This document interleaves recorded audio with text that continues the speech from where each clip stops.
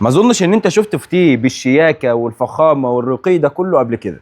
بتيجي من الشغل تعبان ومش قادر تقوم وتتحرك كتير زي حالتنا، وفرنا لك كل حاجه وانت قاعد. لو محتاج حاجه تقف في ظهرك وتسد معاك لو بيجي لك عدد ضيوف كبير قوي، او من النوع اللي بتحب دايما تغير في شكل عفش البيت، مفيش بعد ركن ابانوس تقف معاك. ركن ابانوس بستايل عالي قوي وفينيشنج ممتاز، مفيش بعد كده. الركنه مكونه معانا من كنبه كبيره، ونيجي هنا الجزء ال شيب عباره عن قطعتين مع سايت متداخل في النص برخام، وكمان درج سوفت كلوز، وكمان الكرسي التحفه ده. نيجي هنا لتفاصيل القماش معانا، القماشه الرويال، القماشه المعالجه، وادق التفاصيل بالنسبه للماتيريال معانا، وكمان تداخل الالوان في الكوشن في حته تانيه خالص. وما نسيتش اللي وعدتك بيه، بص كده، مش قلت لك هتقف في ظهرك؟ تقدر تشكلها بالشكل ده او بالشكل ده.